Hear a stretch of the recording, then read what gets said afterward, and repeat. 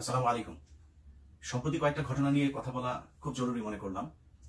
যে বিষয়গুলো যদি ঠিক না করা হয় তাহলে বাংলাদেশের সামনে আবারও সমূহ বিপদ আসবার আশঙ্কা করছি। একটা শ্রেণী খুব সুনির্দিষ্ট একটা পরিকল্পনা নিয়ে আগাবার চেষ্টা করছে। এই গোষ্ঠীকে যদি ঠিকমতো মোকাবেলা করা না যায় তাহলে যেই লেডি ফেরাউন দুর্বিসহ 15 বছর আমাদের জীবনে, আমাদের মাথায়, আমাদের দেশের উপরে চেপে বসেছিল, সেই লেডি ফেরাউনের প্রেতাত্মা যারা আছে তারা আবারও বাংলাদেশের পতাকাকে শকুনের মতো আঁকড়ে ধরবার আশঙ্কা তৈরি হবে। এর মধ্যে সবচাইতে বড় জিনিস, একদম সবচাইতে, আমি আমার এই সোশ্যাল মিডিয়াতে যতদিন ধরে রাজনৈতিক বক্তব্য দেওয়া শুরু করেছি, রাজনীতি নিয়ে আলাপ করা শুরু করেছি, ততদিন পর্যন্ত দুইটা জায়গায় আমি এক ছিলাম।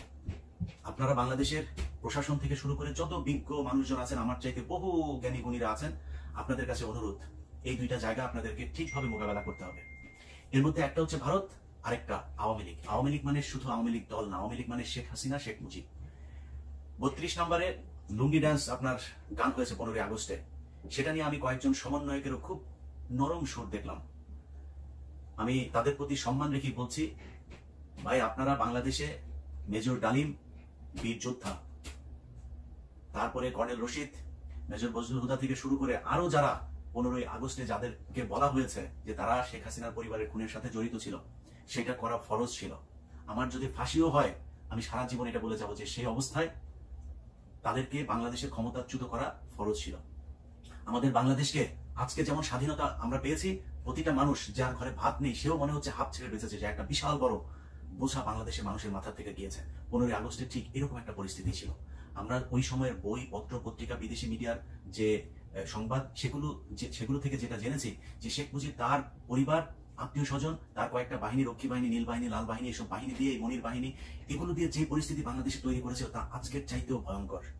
শুধু শেখ হাসিনার মতো 15 বছর সময়টা শেখ মুজিব পায় না, যদি পেত তাহলে শেখ মুজিব শেখ হাসিনার চাইতে ভয়ঙ্কর একটা ডিক্টেটরের রূপ নিত, সেটা পারে নাই। কিন্তু যারা আজকে শেখ মুজিবের 32 নম্বর ভাঙা, শেখ মুজিবের 15 আগস্টের রাতে হিন্দি গান শোনার কারণে যারা আজকে কথা বলছে, হাসনাত ভাই এবং আরেকজন আর যে কজন সমন্বয়ক আপনারা এটা নিয়ে কথা বলেছেন, আমি আপনাদের বিভিন্ন টেলিভিশনে বক্তব্য শুনেছি, আপনারা অত্যন্ত নরম শুনে তাদের সম্মানের সহিত কথা বলেছেন। এটা আপনাদের উদারতা, এটা আপনাদের মানবতা, এটা আপনার পরিবার থেকে শিক্ষা।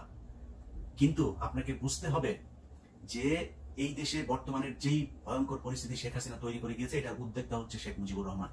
অতএব আপনাদের কাছে অনুরোধ, আপনারা কয়েকটা 3-4টা বই আপনারা পড়েন। আমার ফাঁসি চাই পড়েন, আমার দেখা রাজনীতির 3 কাল পড়েন, তারপরে হচ্ছে আমার দেখা রাজনীতির 50 বছর এটা পড়েন, তারপরে হচ্ছে গিয়ে জাসদের উত্থান পতন, অস্থির সময় রাজনীতি পড়েন।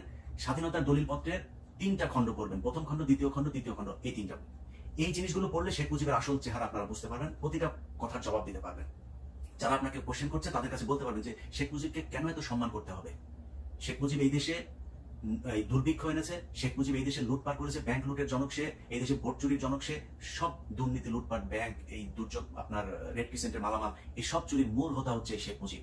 সো তাকে কেন দিতে হবে সম্মান, এটা হচ্ছে প্রথম কোশ্চেন। আপনারা যদি এটাকে এইভাবে বলেন না যে শেখ মুজিব হচ্ছে ঊর্ধ্বে, সমালোচনার ঊর্ধ্বে, পৃথিবীর কেউ সমালোচনার ঊর্ধ্বে না।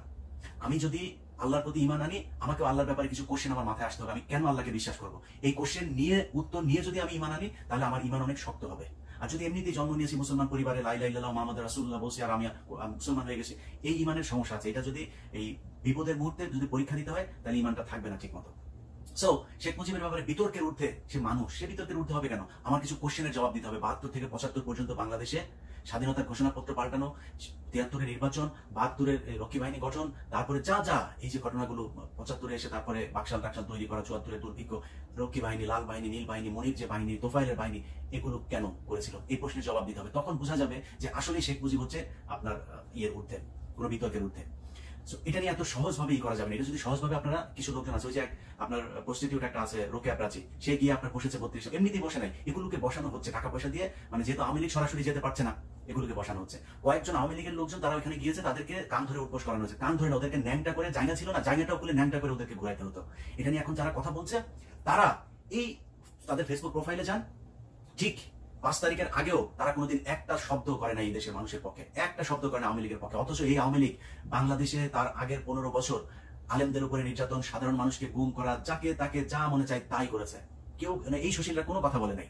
আজকে তাদেরকে দিয়ে বলানো হচ্ছে সুশীল সাজিয়ে তারপরে আওয়ামী লীগ তাদের বি টিম হিসাবে এই জায়গায় কাজে লাগাচ্ছে। তো এদের ব্যাপারে সাবধান হইতে হবে। কিছু মানুষ বাংলাদেশে শেখ মুজিব, ভারত এই ব্যাপারে সুস্পষ্ট ধারণা যদি আমরা ভুলে যাই না, তাহলে আমাদেরকে আবার বিপদে পড়তে হবে। এটা মাথায় রাখতে হবে। এই দেশের সমস্যা আওয়ামী লীগ। আওয়ামী লীগকে কোনোভাবে এই দেশে রাজনীতি করার জন্য ওপেন প্ল্যাটফর্ম ছাড়া যাবে না।